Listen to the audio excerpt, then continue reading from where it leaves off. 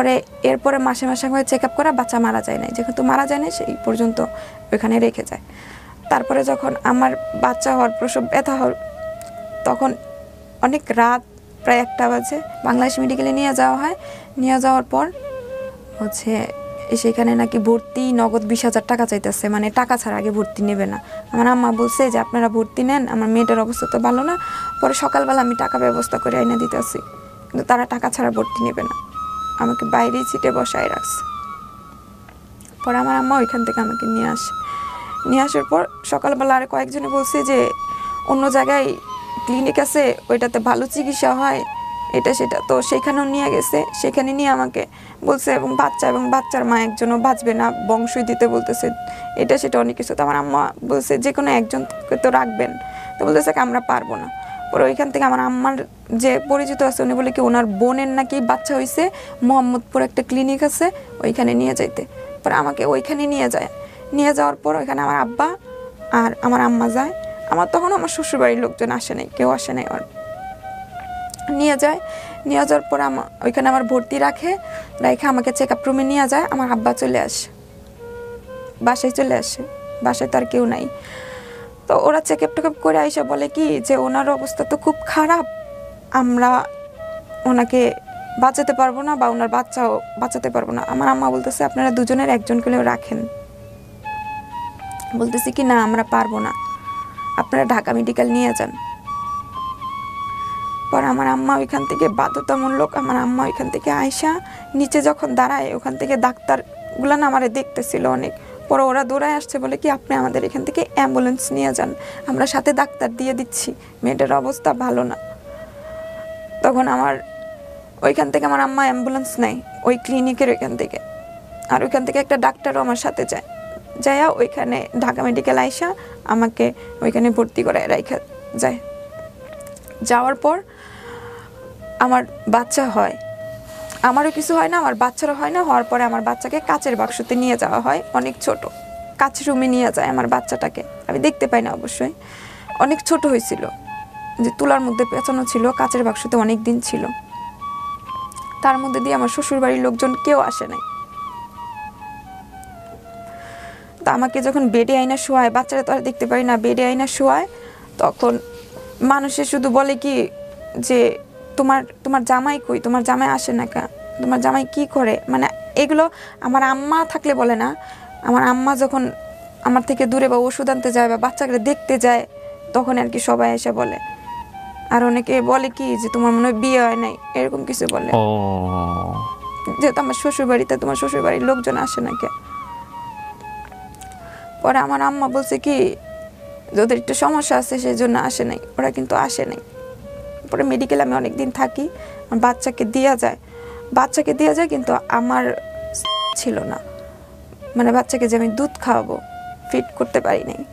তখন ডাক্তারে বলছে যে ওয়ান খাওয়ানোর জন্য হসপিটালে থাকা অবস্থায় আমার আম্মা, ও আবার এতটুকু ছোট হয়েছিল, ফিটার খাইতে পারতো না, মানে সেই দুধটাও একটা ন্যাকড়ার সাহায্যে আর কি টিপ টিপ করে খাওয়াইছে, ওর কিছুই ছিল না শরীরে, মানে আমি বলি এরকম করে ঝুলেছিল, চামড়া মাংস ছিল না, হাড় দেখা যাইতেছিল, শরীরের রগ দেখলে ভয় লাগছে, আমি কোলে নিতে পারতাম না। আমার আম্মার ভয়ে গোসল করাইতো না, কারণ ওর চামড়া এতটাই পাতলা ছিল সব দেখা যাইতো। পরে আমার নানি আসে, আমার নানি ওর দাদি হয়, ওনাকে পাঠানোর পর উনি আসে, উনি আইসা দেখা যায়, বাড়িতে যায় বলে কি দেখ গিয়া তোরা গিয়া পাস নাকি, বাচ্চা মনে হয় বাঁচবে না, যেমন দেখে আসছি। তো অনেকদিন পর আমার জামাই এসা আমার বাচ্চারে দেখা গেছে, তার 21 দিন না আরও অনেক দিন পর আমার শাশুড়ি আসছে, তার কয় মাস পর আমার শ্বশুর আসছে। এতদিন পরে কেন আসলো? ওরা নাকি বাড়িতে ঝগড়া লাগছে। বাচ্চা যখন হয়ে যায় তখন অনেকদিন পর বাড়িতে আসি, মানে ঢাকায় আসি। আমার বাচ্চার 5-6 মাস বয়স পরে কিন্তু আমার আম্মা আমাকে বাড়িতে, মানে আমার শ্বশুর বাড়িতে পাঠায়। সেখানে থাকেও বেশি দিন থাকি না, চলে আসছি, কারণ বাচ্চা আমি রাখতে পারি না, কোলেও নিতে পারি না, মানে কোলে নিলে টয়লা দিয়া পেঁচাইতে মানে একটু মানে ধরার মতো হইলে আর কি আমি নিতে পারি, না হলে নিতে পারি না, পাখির বাচ্চার মতো একেবারে খাওয়াইতে পারি না, কিছু না। আমার আম্মা দুধ খাওয়াইছে, আমার আম্মাই রাখছে, এমনকি আমার মেয়ে বড় হয়ে আমার আম্মারে আম্মা ডাকছে, আমার আব্বারে আব্বা ডাকছে, আমাকে কিছুই ডাকে নাই। ওহো। তো এরকম করে দিনকাল চলতেছিল। তারপর হচ্ছে গিয়া আমার সে আবার দেশের বাইরে চলে যাবে। আপনার স্বামী আমার আরেকটা বাচ্চা পেটে আসে ওই সময়? 2 বছর পরেই আমার আরেকটা বাচ্চা পেটে আসে। পেটে আসে, ও দেশের বাইরে চলে যাবে এই কথা বলতেছিল। ওই সময়টাতে মেয়েটার সম্পর্ক কেমন ওনার? ওইখানে মোটামুটি ভালোই। তখনও কি আপনার মেয়েটার সঙ্গে যোগাযোগ ছিল? হ্যাঁ, কারণ মেয়েটার আম্মুকে সে আম্মু বলে ডাকে। ওনার নাকি দুটো ছেলে।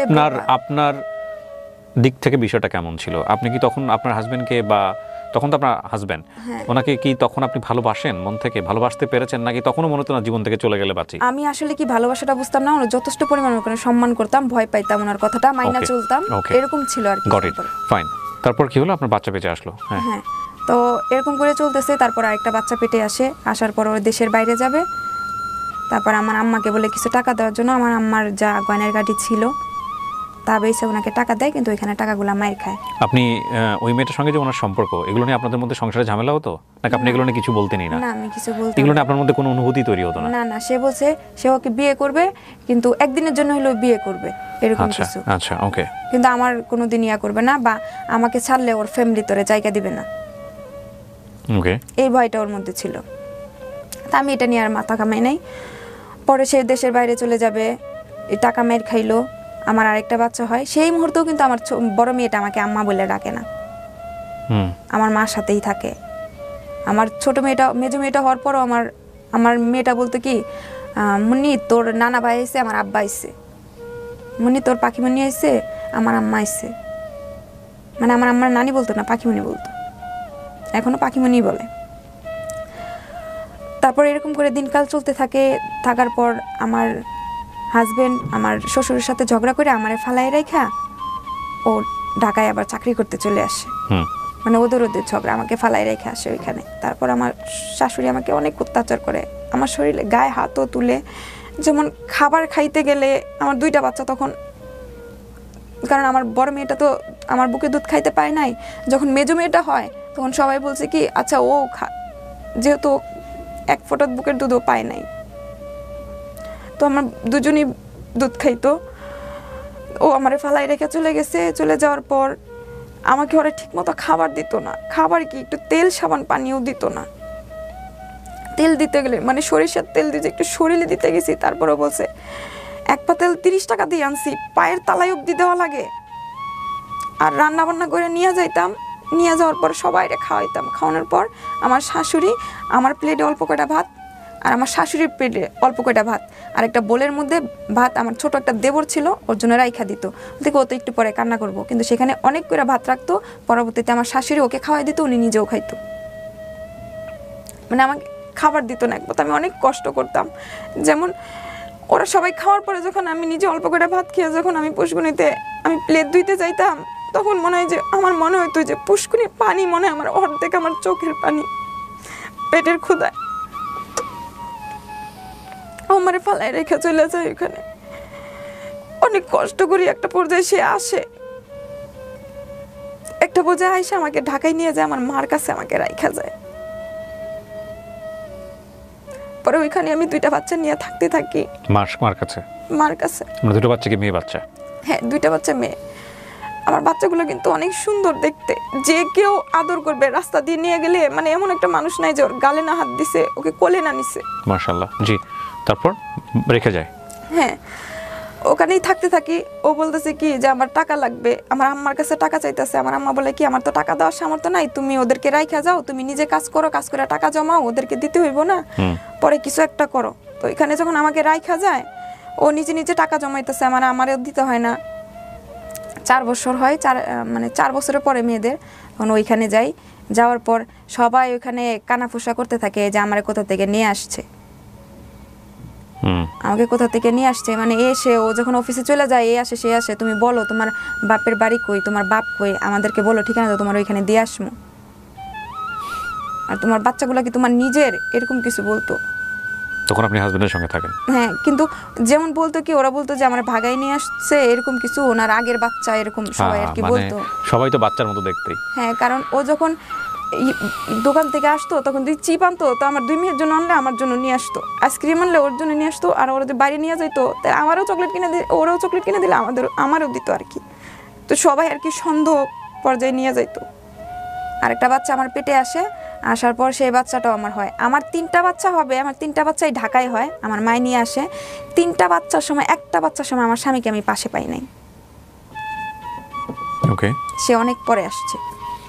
তো আমার মেয়ে হওয়ার পর, ছোট মেয়েটা হওয়ার পর আবার আমি গ্রামে চলে আসি, হয়ে গেছে নিজে নিজে দেখতে পারি, নিজে নিজে নিজের সংসার চালাইতেছি।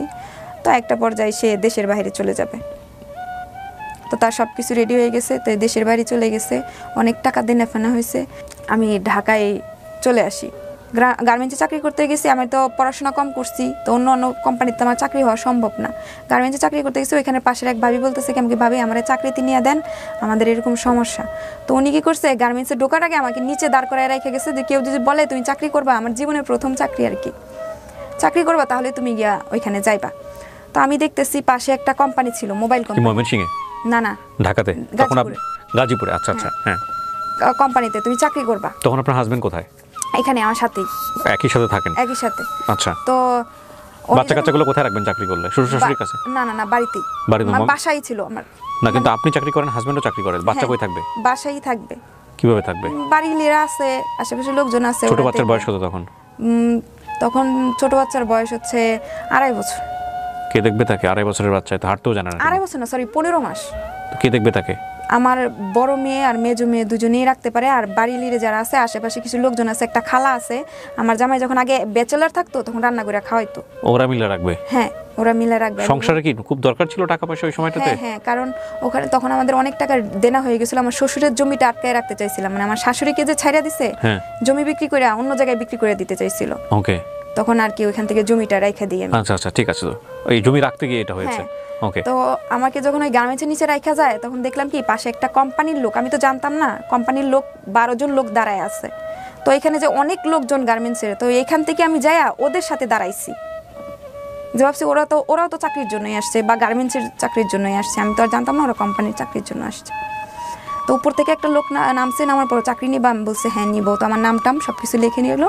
সবাই মোটামুটি সিবি নিয়ে আসছে, কারণ ওখানে সবাই ডিপ্লোমা বিএসসি করে গেছে। আপনি তো ক্লাস 4 এর পরে পড়েন নাই? হ্যাঁ, পড়ি নাই। তো আমারও নাম নিয়ে গেছে, আমাকে বলছে সিবি নিয়ে আসতে।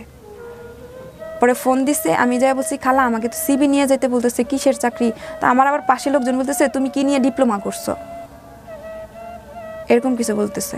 তা আমি তো বলছি, আমিও কারোর সাথে কথা বলতে পারতেছি না, যে কি আমি তো বুঝতে পারতেছি না। আমি এটা কোম্পানি কি, কয়টা তো মোবাইল কোম্পানি, নাম বলতে চাইতেছি না কোম্পানিটার, মোবাইল কোম্পানি, সেখানে মোবাইল তৈরি হয় আর কি।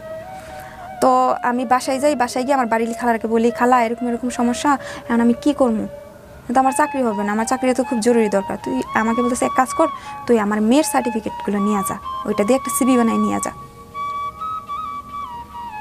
তো ওনার মেয়ে আমাকে সব কিছু শিখাইছে, ওনার কোথায় পড়াশোনা করছে, কি বিষয়ে পড়াশোনা করছে, এগুলো নিয়ে আমাকে ওইখান থেকে একটা সার্টিফিকেট, মানে আমাকে ওইখানে একটা সিবি বানায়, মানে একটা ফলস সিবি। হ্যাঁ, সিবি বানায় দেয়। তো আমি কোম্পানিতে নিয়ে যাই, নিয়ে যাওয়ার পর আমার ভাইবার সময় আসে, তখন ওনারা 12 জন ছিল, আমাকে নিয়ে 13 জন। তো আমি ওখানে বসে আছি, আবার ভয় পাইতেছি, সবাই চায় না আর কি বাংলাদেশি কি নাকি জিজ্ঞেস করে। হ্যাঁ, কি জিজ্ঞেস করে। একজন বাংলাদেশি, মানে একটা রুমের ভিতরে নিয়ে গেছে, কেবিনের ভিতরে, সেখানে 4 জন মানে চায়না, একজন বাংলাদেশি আছে, আর কেউ নাই। সামনে একটা সিটে আমাকে বসায় রাখছে, ওরা 5 জন একসাথে বসে আছে, এরকম ছিল আর কি। পরে আমি বলতেছি কি যে না আমি চইলা যাই, শুধু শুধু আমি কিছু পারবো না, এমনি তো আমার শেষ হয়ে যাবে। আমি যখন বের হয়ে যাব, তখন ওরা 12 জন আমাকে বলতেছে এই তুমি কই যেতেছো, এখানেই তো ডাকবে। তখন ওইখান থেকে গিয়ে আবার ফিরে আমি তো আর ওদেরকে বলতে পারতেছি না যে আমি তো পড়াশোনা করি নাই, তো আমি কেমনি কি করবো। ওরা যখন ডাক দিল আমাকে পেছন থেকে, তারপর আমি আবার ওদের কাছে আসলাম। আমি বললাম আচ্ছা ঠিক আছে, আল্লাহ ভরসা থাকি, যদি ভিতরে নিয়ে কি জিজ্ঞেস করবে ওরা তো আর জানবে না, আর ওদেরকে যা আগে জিজ্ঞেস করবে, তা ওরা আসলে আমি জিজ্ঞেস করবো যে আপনাদেরকে কি জিজ্ঞেস করছে। আচ্ছা, সেটা বলে আমিও বলবো। আর আপনি সিবিতে কি দেখাইছিলেন, কি পাস? সিবিতে ওইখানে ডিপ্লোমা দেখাইছি। High high. তারপর আমি বলছি যে ওরা যখন আসবে তখন ওদের কাছে জিজ্ঞেস করবো যে কি কি জিজ্ঞেস করছে, পরে আমিও বলবো আর কি, ওদের থেকে শুনে শুনে যতটুকু পারি, হলে হবে না হলে নাই। মানে এখন তো ওদের সামনে থেকে আমি যাইতে পারতেছি না, ওরাও যাইতে দিতেছে না। তো আমি আমার আগে যারা যাবে তাদেরকে জিজ্ঞেস করবো। কিন্তু আল্লাহ আমার সাথে এরকমই খেললো, প্রথমে আমাকে ডাকছে, তিশাকে আপনি আসেন। আমি কই কি, মানে সেই মুহূর্তে আমাকে যখন ডাকছে, তখন একটা রাস্তা হচ্ছে কেবিনের দিকে, আরেকটা রাস্তা হচ্ছে বের হওয়ার দিকে। আমি 2 দিকে তাকাই ভাবতেছি কোন দিকে যাব। পরে আমাকে বলছে এই তুমি যাও না কেন, একটা মেয়ে বলতেছে তুমি যাও না কেন। পরে আমি গেলাম, যাওয়ার পরে ওরা আমাকে জিজ্ঞেস করলো, চায়নারা জিজ্ঞেস করতেছে, আমি অর্ধেকই বুঝি নাই, কিছু কিছু জিজ্ঞেস করতেছে আমরা ভাই বোন কজন, কোথা থেকে পড়াশোনা করছি, এই কিছু কিছু আমি বেশিরভাগই বাংলাই বলছি, মানে সাথে একজন ছিল তো উনি আবার বলে দিচ্ছে আচ্ছা অসুবিধা নেই বাংলাই বলো, কারণ ওখানে তো এসি চলতেছিল কিন্তু আমার শরীর ঘেমে পানি ছুটতেছিল ভয়ে। আমাকে জিজ্ঞেস করতেছে কি কোথাও চাকরি করছো না, আমি কি না কোথাও চাকরি করি না, এটাই জীবনের প্রথম চাকরি। তো ওরাও বুঝতে পারতেছে আমার নার্ভাসটা দেখে বুঝতে পারতেছে যে আমি ভয় পাইতেছি। আমাকে বেশি কিছু প্রশ্ন করে নাই, আমার সিভিতে সাইন দিয়ে দিছে, মানে পরীক্ষায় আমি পাস এরকম কিছু জিজ্ঞেস করছে। তখন তো শুধু কোয়ালিফিকেশন নিয়েই প্রশ্ন করছে, আর কোনো বিষয় নিয়ে প্রশ্ন করে নাই। তো সিভিতে যতটুকু আছে ওই আপুর কাছ থেকে যাই না আমি ততটুকুই আর কি উত্তর দিছি, আর বাকি কিছু জিজ্ঞেস করছে আমি কোথা থেকে আসছি, আমার ভাই বোন এটা সেটা আর কি এগুলো জিজ্ঞেস করছে। জি। তো আমার চাকরিটা হয়ে যায়, হয়ে যাওয়ার পর প্রথমে আমি টেস্টিংয়ে চাকরি করি, মোবাইলে ফাংশন টেস্ট করি, আমাকে নিয়ে গিয়ে ডিরেক্টলি কম্পিউটারের সামনে বসাইলো, ভালো একটা পজিশন দিল ইঞ্জিনিয়ার ডিপার্টমেন্টে। আমি বলতে স্যার আমি তো কম্পিউটারে কোনো সিভি দিই নাই, তা আমি কীভাবে কম্পিউটার চালাবো? সমস্যা নেই আমরা শিখাই দিব। তো ওনারা জানি পড়াশোনা শিখাটা তো ব্যাপার না, কিন্তু আমি তো বুঝতেছি যে আমি কিভাবে কি করব। কিন্তু একটা পর্যায়ে মাথার ব্রেন খাটাইয়া আমি কম্পিউটার নিয়ে কাজ করছি, ভালো মানে খুব ভালো কাজ করি, এখনও খুব ভালো কাজ করতে পারি। এছাড়া আমি আর 2-3টা কোম্পানিতে কাজ করছি ওইখান থেকে কাজ শিখে আসার পর। ওকে, কম্পিউটারে কিসের কাজ করতেন? সফটওয়্যারের কাজ করতাম। কি ধরনের সফটওয়্যার? মোবাইলের যে সফটওয়্যারটা দেওয়া হইতো। ওকে ওকে। তো ওইখানে পরিচিত সফটওয়্যার ইঞ্জিনিয়ার হিসেবে ছিলাম মোবাইলের। ওরে বাবা, পুরাটাই আমার মাথা। আমার যে অ্যাসিস্ট্যান্ট ছিল সে আমাকে বলতো কি মানে ইয়াদের ফাইল করতে হইতো, ইয়ে করতে, সে তাকে দিয়ে আমি সব করাইতাম। আমাকে বলতো কি ম্যাডাম আপনার যদি ব্যাংক ব্যালেন্স থাকতো তাহলে দেন, আপনার সইটাও তো আমি নকল করতে জানি, আমি নিয়ে আসবো, এরকম কিছু বলতো। পরে এই পর্যায়ে চাকরি করতে গেলে আমি আর 2-3টা কোম্পানিতে চাকরি করছি মোবাইলেরই। এই করে করে আপনি সংসার সাপোর্ট দিতেন? হ্যাঁ হ্যাঁ। তো একটা পর্যায়ে পরে আমি বাড়িতে চলে আসলাম, ও দেশের বাইরে চলে গেল, তখন আর গাজীপুর থাকা হলো না। তো আমি ঢাকায় চলে গেছি। ঢাকায় চলে গিয়ে নিজে যদি কিছু করতে পারি তাহলে আমার নিজের সংসারটা চললো, আর ও দিক দিয়ে তাড়াতাড়ি করে ঋণগুলো দিয়ে দিল, এরকম কিছু হইব। তখন আমি গিয়ে ওইখানে নিজে কিছু কাজকর্ম করার চেষ্টা করি, যেমন আমি শাড়ি পরাইতে পারি, মানে কেউ যে আমাকে ডাকে যেমন 4-5 এরকম করে 300 থেকে 500 পর্যন্ত আমি শাড়ি পরাইতে নেই, টুকটাক যে কাজের জন্যই ডাকে আমি সেই কাজেই করি। আর ওখানে তো আর মোবাইল কোম্পানি নেই, আমি অনেক খোঁজার চেষ্টা করছি, ঢাকায় মোবাইল কোম্পানি আমি খুঁজে পাই নাই, সব আছে আশুলিয়া, তারপর হচ্ছে গাজীপুর, যেখানে যেখানে খোঁজ করছি অনেক দূরে দূরে, সেখানে যাওয়া তো আর সম্ভব না কাজ করা। আর এমনিও আমার পড়াশোনা নাই, এটা আমি ভাগ্যের ফেরে আমি কাজ শিখে গিয়া যে কোনো জায়গায় কাজ করতে পারতেছি, ওটা তো আর পারতেছি না। তো একটা পর্যায়ে আমি নেটওয়ার্ক মার্কেটিংয়ে চাকরি নিই মোবাইলে। আমি পাশাপাশি অন্য কিছু কাজ করলাম, নেটওয়ার্ক মার্কেটিংয়ে কাজ করলাম, সেখানেও আমার ব্রেন খাটায়া আমি ভালো একটা পজিশনে চাকরি করে ফেললাম। আমার স্যার আমাকে অনেক বাজাইছে, অনেকভাবে টেস্ট করছে, যে সেখানে তো অনেক মানুষের সাথে কথা বলতে হয়, মাসে মাসে 2-3টা প্রোগ্রাম থাকে, অনেক বড় স্টেজে কথা বলতে হয়। তো সেখানে যদি কোনো ভালো ছেলে দেখি তখন যদি ছেলেদের সাথে সম্পর্ক হয়, আমার তো ওরা আমাকে যা শিখাবে সব নষ্ট, আমার জীবনটাও নষ্ট, এরকম ওরা আমাকে অনেক বাজাইছে। বাজার পরে আমার একটা প্রজেক্টে আর কি জয়েন করাইছে, একটা প্রজেক্ট গ্রুপে। আপনার হাজবেন্ড তখন কি দেশের বাইরে? দেশের বাইরে। আমি প্রায় 800 লোকের লিডার ছিলাম। 800? হ্যাঁ 800 লোকের লিডার ছিলাম। আমার এ টিমে ছিল 800 লোক, বি টিমে 56 জন লোক ছিল, মানে বি টিম নিয়ে কাজ করতেছি, এ টিমের কাজ শেষ আমার। এ টিমের মধ্যে 2-3 জন মার্কেটিং ম্যানেজার আছে, তারপর হয়েছে সেলস এক্সিকিউটিভ আছে, সিনিয়র সেলস এক্সিকিউটিভ আছে, বিএপি মেম্বার আছে। তো আমি যখন মার্কেটিং কাজ করি তখন মনে করেন যে আমার সারাক্ষণ ফোনে ব্যস্ত থাকতে হয়, মানে এ কল দিতেছে আমার, যেমন আমি যেহেতু সবার মেন্টর, তাই একজনে যদি একজনকে ইনভাইট করে তারা যদি না বুঝাইতে পারে তা আমাকে বুঝাইতে হইতো, বা আমি যদি না পারতাম আমার যে মেন্টর তাকে দিয়ে হেল্প নিতাম, এরকম কিছু। তো আমি সবসময় ব্যস্ত থাকতাম। আর তার 2 বছর আগে থেকে আমি যখন বাপের বাড়িতে যাইতাম, এর মধ্যে আমার আব্বা আম্মা সেপারেশন হয়ে গেছে, আমার ভাইদেরকে নিয়ে ঝগড়া নিয়ে, আমার আম্মা ঢাকায় থাকে আমার ভাইদেরকে নিয়ে, আর আমার আব্বা গ্রামে থাকে। সেপারেশন বলতে কি ডিভোর্স হয়ে গেছে? না ডিভোর্স হয় না, আমার আব্বা বিয়ে করছে আর কি।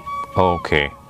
তা আমার আব্বা এখানে থাকে, তো আমি মাঝে মধ্যে যখন আমার বাচ্চাদেরকে নিয়ে আসতাম, আমি আবার যেহেতু আমি গ্রামে বড় হই নাই, আমার জন্মস্থান গ্রামে না, তা আমি গ্রামের কাউকে চিনি না। দুজি বলে এটা তোর চাস্তো ভাই, মানে আমার ঘরের সাথে ঘর, তাহলে আমি চিনতে পারি, এছাড়া আমি চিনতে পারি না।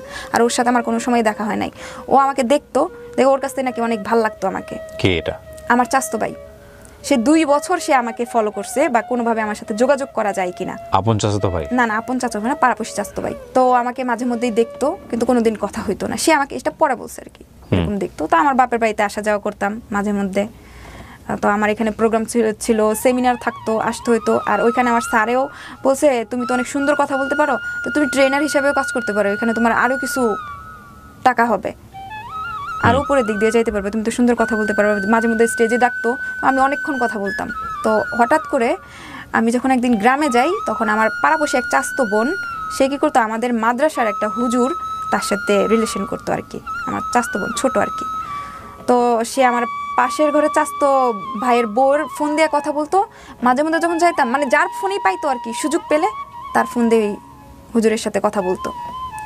বলার পর ও যখন ফোন দিয়ে চলে গেছে, ওর আম্মা যখন ডাক দিছে, তখন ফোনটা যখন ওই হুজুরটা ব্যাক করে, তখন ফোনটা আমি ধইরা হুজুরটাকে আমি অনেক বকা দিই, এবং কি হুমকি টুমকি দিই যে আমি এলাকার লোকজন জানাবো, আপনার কাছে যায় বাচ্চারা পড়ার জন্য, আপনারা তাদের সাথে রিলেশন করেন, আমরা বাচ্চা দিয়ে কীভাবে থাকবো। তো উনি আমার কাছে অনেক মাপটা চায়, বলে আর কাউকে বলবেন না, আমি আপনার কাছে মাপ চাই, এরকম কিছু হবে না, আর কোনো দিন শুনবেন না। তো ওই হুজুরটা কি করছে, ওর হুজুর আর আমার ওই চাস্তো ভাই, পাড়াপড়শি চাস্তো ভাই, ওরা বন্ধু, ওকে, এখনো বন্ধু। তো আমার নাম্বারটা ওকে দেয়, দেওয়ার পর আমাকে মাঝে মধ্যে ফোন দিয়ে এটা সেটা বলে। আমার তো বাড়তি কথা শোনার মতো কোনো সময় নাই, আমি ফোন ব্ল্যাকলিস্টে রেখে দিতাম, ওই সুযোগ পাইতাম না, বকাঝোকা করতাম, ফোন করে ব্ল্যাকলিস্টে রেখে দিতাম। এরকম করে প্রায় মনে হয় 1 বছর এরকমই চলে। 2 মাস 3 মাস পর ফোন দিত, মানে কোন সুযোগ সে পাচ্ছে না আমার সাথে। তখন আপনার হাজবেন্ড দেশের বাইরে? হ্যাঁ, দেশের বাইরে, কোনো সুযোগ সে পাচ্ছে না আমার সাথে কথা বলার জন্য। না পাইলে হঠাৎ করে একদিন ফোন দেয়, যখন আমি মার্কেটিং বিজনেস বিটি নিয়ে কাজ করতেছি, আমার তো লোক দরকার, যে কোনো লোক আমাকে ফোন দিলে। তো একটা পর্যায়ে সে আমাকে ফোন দেয়, আমি ভাবছি যে সে আমাকে একজন আমার ডিস্ট্রিবিউটর ফোন দিয়ে বলতেছে কি, ম্যাডাম আপনাকে একজন ফোন দিবে, তাকে একটু প্ল্যানিংটা বুঝায়েন, সে একটা প্যাকেজ করবে। তো আমি বলছি আচ্ছা ঠিক আছে, আমার ফোন নাম্বারটা দিয়ে দেন, আমার ভিজিটিং কার্ডও আছে, ফোন নাম্বারটা দিয়ে দেন। তো ফোন নাম্বারটা দিয়ে দিছে, উনি কথা আমি ভাবছি কি যে মানে আমার যে ডিস্ট্রিবিউটর আছে উনি আমাকে মানে আমার নাম্বারটা দিছে, ওর মতো কেউ আর কি ফোন দিছে। তো উনি ফোন দিয়ে বলতেছে ম্যাডাম আপনি নাকি একটা জব করেন মার্কেটিং, আমিও সেই বিজনেসটা করতে চাই। তা আমি ভাবছি কি উনি দিছে ফোন নাম্বারটা। তা আমি বলতেছি কি হ্যাঁ, ওই লোকটার নাম নিয়ে বলতেছি যে হ্যাঁ উনি ওই সাহেবে আপনার সাথে কথা বলতে বলছে। আচ্ছা, আমাদের প্ল্যানিংটা ওনাকে বুঝাইতেছি, মানে আমার যে চাস্তো ভাই সেটাই আমি বুঝতে পারতেছি না। তো উনি প্ল্যানিংটা বুঝার পর বলতেছে কি আমি তো আপনাকে চিনি, আপনার নাম, আপনার ডাক নাম, আপনাকে বাসায় সবাই বলে ডাকে, আপনার 3টা বাচ্চা আছে, আপনার হাজবেন্ড দেশের বাহিরে, আপনার শ্বশুরবাড়ি এখানে, আপনার বাবার নাম এটা, আপনার বাবা এখানে। এই ছেলেটা যে আপনাকে ডিস্টার্ব করেছে চাস্তো ভাই, সে কি জানতো যে সে তার চাচাতো বোনকে করতেছে ডিস্টার্ব? হ্যাঁ, সে জানতো, সে আমাকে দেখতো, আমার বাড়িতে আসলে সে দেখতো। ওকে ফাইন, এখন সে তার নিজের পরিচয় দিতে চাচ্ছে আপনার সঙ্গে। Okay fine. তো সে এটা বলতেছে, তো আমি হঠাৎ করে মানে একটা শক খেয়ে গেছি যে কে আমার ব্যাপারে সবকিছু জানে, আমি তাকে চিনি না। তো সেই ব্যাপারে তার সাথে আমি আগ্রহ করে কথা বলি। না, দিন আপনি ওকে চিনতেন না? না না না। তো একটা মানুষ যদি হঠাৎ করে বলে ফোন দিয়া যে আমার সর্বোচ্চ সবকিছু জানে, যেহেতু আমার চাস্তো ভাই, তখন আগ্রহ পোষণ করেন আপনি। Okay fine. তখন ওর সাথে আমি কথা বলি, কথা বলতে বলতে একটা পর্যায়ে যে আপনি যখন যেহেতু বিজনেসের ব্যাপারে বললেন আপনি কি করবেন, বলছি হ্যাঁ করব। তো সেই সূত্রে কথা বলে আমি ঠিক আছে, আপনি যেহেতু চিনেন আমার বাড়িতে আইসেন, দাওয়াত রইল। এই বিজনেস কি এমএলএম টাইপের বিজনেস? ওইটা আমি বলি দেশটুনিক যে একটা ইয়া ছিল সেম ওরকমই। ওকে ওকে। প্রোডাক্ট নিয়ে আমাদের এখানে সব ধরনের প্রোডাক্ট। ওকে ওকে ফাইন। উনি বলছে আমাদের অফিসে যাবে, আমি বলছি আমাদের শাখা অফিস এখানে আছে, আপনি যেতে পারেন। মানে আমাদের ময়মনসিংহ ওই কোম্পানিটার শাখা অফিস আছে, বিভিন্ন জেলায় শাখা অফিসগুলো আছে। তো ও বলে কি না আমি আপনাদের মেইন অফিসে যাব, হেড অফিসে যাব। ঠিক আছে, হেড অফিসে আসেন। তো উনি ত্রিশাল আসলো, মানে আমার বাড়ি থেকে ত্রিশাল আসলো, আমিও আসলাম, কিন্তু তাকে আর আমি দেখলাম না। আসার পর ত্রিশালে সে আমার জন্য অপেক্ষা করতেছে, আমি ওখানে আইসা আমাদের অফিসে নিয়ে আসলাম। অফিসে নিয়ে এসে অফিসের লোকজনের সাথে কথা বলাইলাম, সেও বলছে চাকরি করবে। করার পর সেও এক প্যাকেজ করলো। এখন উনি আমার ডিস্ট্রিবিউটার, আমি ওনার মেন্টর। তো এই মুহূর্তে সে তার সাথে আমার ভালো মন্দ কথা হয়, ওনাকে আমি দাওয়াত দিই আমার বাড়িতে আইসেন, এটা সেটা। তো একদিন আমার সেমিনার প্রোগ্রাম ছিল, সেই অবস্থায় আমার সেমিনার প্রোগ্রামটা ছিল ইয়াতে ওই আমাদের ময়মনসিংহে। তো প্রোগ্রাম করতে করতে বিকাল সন্ধ্যার দিক হয়ে গেছে। আমি এখন যদি আমি ঢাকায় যাই অনেক রাত হয়ে যাবে, তো আমার বাবার কাছে থেকে পরের দিন আমি চলে যাব। আমার বাবার কাছে থেকে পরের দিন আমার চলে যাব। তো এই কথা বলার পর সে কি করছে, সেও আমাকে ফোন দিছে আমার বাবার বাড়িতে আসার পর 9টার দিকে আমাকে ফোন দিছে। 9টার দিকে আমার ফোন দেয়া, আমি তখন খাওয়া দাওয়া শেষ করছি। 9টার দিকে আমাকে ফোন দিছে, ফোন দিয়ে বলতেছে ম্যাডাম কোথায় আছেন? বললাম বাড়িতে আছি। ও আপনি বাড়িতে আছেন, আমার 2টা ফ্রেন্ড আপনার সাথে চাকরি করতে চায়। আমি বলি, আচ্ছা ঠিক আছে, চাকরি করতে চাইলে ওদেরকে তো আমি প্ল্যানিং দিতে পারতেছি না কিভাবে কি করতে হয়, বিজনেস কোথা থেকে শুরু করতে হয়। তো আমি বলি আচ্ছা ঠিক আছে, ফোন ধরায় দেন। তো ওদের সাথে ফোন ধরায় দেওয়ার পর অনেকক্ষণ কথা হইলো, ওদেরকে বুঝাইছি কিভাবে কি কি প্যাকেজ নিবে, কি কি প্যাকেজ নিতে পারে, কি কি মানে যে আমাদের প্ল্যানিংটা যেমন আর কি, সেটা আর কি ওনাদেরকে দুজনকে আমি বুঝাইছি। প্রায় ঘন্টাখানিকের মতো কথা হয়। কথা হওয়ার পর আমি শুয়ে পড়ি। শুয়ে যাওয়ার পর গ্রামের বাড়িতে ওয়াশরুম বাইরে হয় আর কি, জি। তখন আমি বাইরে বের হই, আকাশের অবস্থা অনেক খারাপ, জোরে জোরে বিজলি চমকাইতেছে। আমি বলতেছি বৃষ্টিতে অনেক জোরে আসবে, আমি বাথরুম থেকে আসি, পরে দুই না যেতে পারি। সে আমার বাড়ির সামনে রাস্তা আছে, মেন রাস্তা, মানে বাড়িটা আমাদের এরকম, মেন রাস্তা থেকে আমাদের ঘরের দরজা খুলে সব দেখা যায়। আর সে তো আমার বাড়ি চিনে, সব কিছু চিনে, আমার ব্যাপারে তো সে সবই জানে। তার বাড়ি আমার বাড়ি একটা বাড়ি মাঝখানে, ভাতের প্লেট নিয়ে ওদের বাড়িতে যাইতে পারবো, এতটুকুই কাছাকাছি। কিন্তু আমি চিনতাম না, যেহেতু আমি এখানে থাকি নাই কোনোদিন, তাই চিনা হয়নি। তা আমি যখন বাথরুমে গেছি, বাথরুম শেষ করে যখন মোবাইলের বাইরে বারান্দার লাইট জ্বালানো, মোবাইলের লাইট নিয়ে যখন আমি উঠি, এই মুহূর্তে ওর ফোন। তো যেহেতু আমাকে ওইখানেও ফোন দিতে পারে 11:30টার দিকে, ঢাকায়ও ফোন দিছে, তো সেই মুহূর্তে তার আমি বলতে পারি না যে এত রাত্রে ফোন কেন দিয়েছেন, কী ব্যাপার এত রাত্রে ফোন দিয়েছেন। আপনি পিছন তাকায় দেখেন, পিছনে তাকায় দেখি ও জোরে জোরে, মানে তখন তো টিপ টিপ বৃষ্টি পড়তেছিল, পরে অনেক জোরে বৃষ্টি শুরু হয়ে গেছে, ও প্রায় আধ ভিজা হয়ে যেতেছে। বৃষ্টিতে কি ভিজবো? আমি কি ঠিক আছে বারান্দায় এসে দাঁড়ান, মানে ওগুলোকে আমি জিজ্ঞেস করবো, যেহেতু আবার আমার কাছে বেশি শখের বিষয় না, কারণ সে তো আমার সবই জানে, আমার চেনে, তো আমার বাড়ি চেনা তো তার জন্য ব্যাপার না। তারপর আমি একটা কথা জিজ্ঞেস করতে চাইছিলাম যে আপনি আমার বাড়ি কি করে চিনলেন? সে কথাটা বলার সে আমাকে সুযোগ দেয় নাই। সে আমার নাক মুখ চাইপা ধইরা সে বলতেছে, কেন বুঝো না, তোমার জন্য আসছি, তোমার জন্য আসছি, এই কথা বলতেছে। আমি আমার জন্য আসছে মানে আমি এখনই চিলান দিব? কয় কি চিলান দাও, তোমার ইচ্ছা দিলে দাও, তোমার জামাই তোমার ছেড়ে দিব, তোমার বাপে গিয়ে এগুলো শুনে ফাঁস নিব, আমারে তো এলাকার লোকজন মাইরা ছাইরাই দিব, আমারে তো কটা মাইরি দিব, আর কি তোমার তো সবার আইবা। আর আমি সবারই দেখামো তোমার সাথে আমার কথা হয়েছে এতদিন, তুমি বলছো তোমাদের বাড়িতে আসার জন্য, দাওয়াত দিচ্ছ, আমার সাথে তো মেসেজ আছে, তোমার সাথে দেখা কথা হয়েছে এতক্ষণ, মানে তুমি আমাকে নিয়ে আসছো, এরকম কিছু। তারপর হচ্ছে গিয়া সে আমার সাথে, কিন্তু সেই মুহূর্তে আমি ওর পায়ে, দুইটা পায়ে আমি জড়ায় ধরি। সে কি করে মোবাইলের লাইট, মানে মোবাইলের ভিডিও অন করে মোবাইলটা উল্টা সাইডে দাঁড় করায়া, সে মানে আমি তো আর বুঝতেছি না মোবাইল, সেই মুহূর্তে তো আমি তার দিকেই ফোকাস, তার থেকে কিভাবে বাঁচবো, সে মোবাইলটা রাইখা ভিডিও অন করে রাখছে আর কি, আমি তো জানতাম না। তারপর সেই ভিডিও অন করার পর, এটা আপনি তখন কার বাসায়, মানে আপনার নিজের? আমার বাপের বাড়িতে। বাপের বাড়িতে ওরকম একটা সাহস পেলো? আপনার বাসায় অন্য কোনো লোক ছিল না? হ্যাঁ, আমার আব্বা আর আমার সৎ মা ঘুমাইতেছিল, রাত 11:30টায়, মানে গ্রামে অনেক রাত, আর অনেক বৃষ্টি, যেহেতু মানে এতটা শব্দ হলো বোঝার মতো না, যেহেতু বারান্দা, আর বৃষ্টির মধ্যে বাইরে কেউ বেরও হবে না, সেই সুযোগটাই পাইছি। গ্রামের বাড়ি তো ঘন হয়, ওখানে আশেপাশে কোনো ঘর ছিল না যারা বুঝতে পারে এরকম বিষয়? না না না, যেহেতু বৃষ্টি ছিল এই জন্য কেউ বুঝতে পারে নাই। তো আমাকে জোরে চিল্লান দিতে, মানে একটা জিনিস আমি ভাবতেছি আমি কি করবো। পরে একটা পর্যায়ে কিন্তু আমি ওর কাছে আত্মসমর্পণ করি, যখন সে আমাকে বললো যে ওকে নাকি এলাকার লোকজন মাইরা ছাইরা দিবে, আর কিছু না, আর সব দোষ তো আমারই পড়বে, কারণ ওনার সাথে আমার কথা হয়েছে, ওনাকে আমার বাড়িতে দাওয়াত দিছি, আমি চাইছিলাম ওনাকে আমি চিনি, আমার বাড়িতে দাওয়াত দিছি, তো এগুলো যদি দেখায় তাহলে আমার স্বামী তো আমারই দোষবে, আমারও ছাইরা দিবে। আমার আব্বা যেহেতু ওর মুখোমুখি বললো যে তোর আব্বা ফাঁস নিবে, এগুলো শুই না, তো ওই সময় তো ভিডিও ধারণ করে। হ্যাঁ হ্যাঁ, আমি জানি না কিন্তু। তারপর সে আমার সাথে করার পরে সেই মুহূর্তে থেকে আমি আমার যত জায়গায় তাকে অ্যাড করছিলাম সব জায়গা থেকে ওকে ব্লক করে দিই।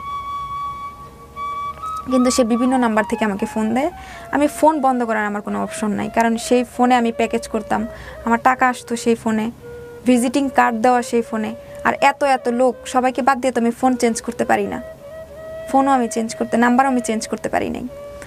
তো এরকম করে 16 দিন পর আমি ফোন খুলি, কারণ ও আমাকে 1000 বার বিরক্ত করতেছে নানান নাম্বারে ফোন দিয়ে, একবার ফোনটা ধর, না হলে তোর অনেক বড় ক্ষতি হয়ে যাবে, একবার ধর, এটা সেটা। 16 দিন পর, মানে আমি বাড়ি থেকে চলে আসার পর এই জিনিসটা কাউকে বুঝতে দেই নাই, আমি কি যা হওয়ার এইভাবেই হয়ে গেছে, মানে আমি একটা অ্যাক্সিডেন্ট ভাইবা এটা বাদ দিতে চাইছিলাম, সে আমাকে ছাড়ে নাই। তখন আমি তার 2টা পা ধরছি, আমি অনেকবার পা ধরে কান্না করছি, কিন্তু সে আমার ছাড়ে নাই। ছাড়ে নাই বলতে মানে সে তার যে এটা হাসিল করতে আসছিল সেটাই হাসিল করবে।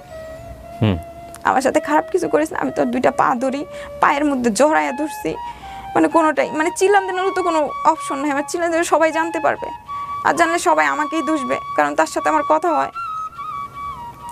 আরেকটা জিনিস, আমি যে ব্যবসাটা করতে চাইছিলাম, অনেক লোকজনের সাথে কথা হয়, আমার জামাইও না করছিল, কিন্তু আমি কই আমি যখন একা থাকি তাহলে এই ব্যবসাটা করি। আর আমার জামাই কি আমাকে কিন্তু ফোন দিলে 2 দিনে 1 দিনে ফোন দেয়, 2 মিনিট 3 মিনিট কথা বলে, আমি সারা সময় এইভাবেই থাকি। ও বাড়িতে থাকতেও যেরকম আমার সাথে করছে, বাইরে যাওয়ার পর যদি প্রত্যেক দিনও ফোন দেয় তাহলে ওর সাথে আমার 3 মিনিট 4 মিনিট, যদি বাচ্চাদের সাথে কথা হয় 5 মিনিট 10 মিনিট হয়, এছাড়া আমাদের সাথে কোনো কথাই হয় না। মানে আমাদের যে অন্য একটা রোমান্টিক ব্যাপার কথা আছে তেমন কিন্তু নাই, আমাদের শ্রদ্ধাশালী কথা, খাওয়া দাওয়া হয়েছে কিনা, সে কেমন আছে, কি খাইছে, এরকমই, এ পর্যন্তই কথা। যেমন সে আমার বড় ভাই, মানে ছোটবেলা থেকে যে সম্মানটুকু করে আসছি সেটাই, সে আমাকে সময় দিত না, সে সময় আমি কাজ করতাম, এটা সেটা করতাম, আর বাইরের দিকে আমার কোনো নজর ছিল না। যে ছেলেটা আপনার সঙ্গে এরকম আচরণ করছে সে কি ম্যারিড ছিল? না না, সে ম্যারিড, সে আমার থেকে প্রায় 2-3 বছরের ছোট হবে, ছোট বয়সে। আচ্ছা। তো সে অবস্থায় তো আমি তো আগে থেকে ঢাকায় চলে আসলাম, সে আমাকে বিভিন্ন নাম্বার থেকে ফোন দিল, ফোন দেওয়ার পর 16 দিন পর আমি যখন ওর ফোন উঠাই তখন সে বলছে কি, একবার তুই হোয়াটসঅ্যাপে আমাকে, হোয়াটসঅ্যাপ থেকে ব্লকটা খুল, তোকে একটা জিনিস দেখাবো, এরপরে তুই পারলে আমাকে ব্লক করে দিস, আমার আর কোনো নেই, তাহলে তোরা আর বিরক্ত করবো না। তখন যখন আমি হোয়াটসঅ্যাপে ব্লকটা খুলছি, সে স্ক্রিন শেয়ার দিয়া সে ভিডিওটার মধ্যে তার মুখে একটা স্টিকার দেয়, স্টিকার দিয়া সেই ভিডিওটা আমাকে স্ক্রিন শেয়ারের মধ্যে দেখাইতেছে, দেখ আমাকে কি চেনা যায়, প্রথমে বলছে আমাকে কি চেনা যায়, আমি বলছি কি তুই আমার ভিডিও করছিস কে, তুই কি ভাইরাল হইতে চাস,